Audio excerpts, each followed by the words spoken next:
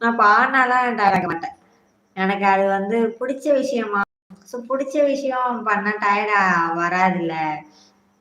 எனக்கு பாடுறதுன்னா சின்ன வயசுலேருந்தே ரொம்ப பிடிக்கும். நான் சின்ன பிள்ளையிலேருந்தே இந்த மாரி தான் பாடிட்டே இருப்பேன்.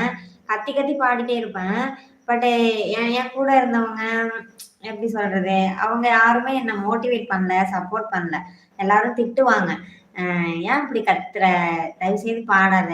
கேவலமா இருக்கு. நல்லாவே இல்ல. அ வாய மூடு. இந்த மாரி தான் சொல்லுவாங்க. எனக்கு அத கேட்டு கேட்டுலாம் அவ்ளோ டென்ஷன் ஆகும். ஸோ இப்ப வந்துட்டு இது என்னோட யூடியூப். இந்த யூடியூப்க்கு நான் தான் ஓனரு. ஸோ நான் பாடுவேன். யாரு என்ன கேட்க? அப்படின்ற ஒரு மைண்ட் செட்டு. அதனால நல்லா இருக்கோ, நல்லா இல்லையோ பவி. ஃபர்ஸ்ட்டு இந்த பாடாம இருந்தா, அது ஒரு ஃபீலா இருக்குல்ல. யாருமே கேட்கவே மாட்றாங்களே! நம்ம பாடுறத. அட்லீஸ்ட் ஒரு 2 செகண்டாவது காது குடுத்து கேட்கலாம்ல. நல்லா இருக்கு, நல்லா இல்ல. ஒரு 2 செகண்ட் கேட்டுட்டு அதுக்கப்புறம் சொல்லலாம்ல. வாய தொறந்த உடனே வாய மூடு. நல்லா இல்ல. நீ எல்லாம் எதுக்கு பாடுற?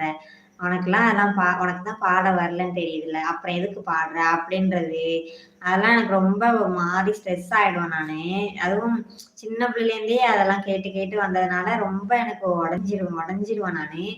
ஸோ அதான் லைவ்ல வந்துட்டு ஆமா போ. யாரு என்ன சொன்னா என்ன? நம்ம மனசு திருப்திக்காகவாவது ஒரு 4 லைன் நம்மளுக்கு புடிச்ச பாட்ட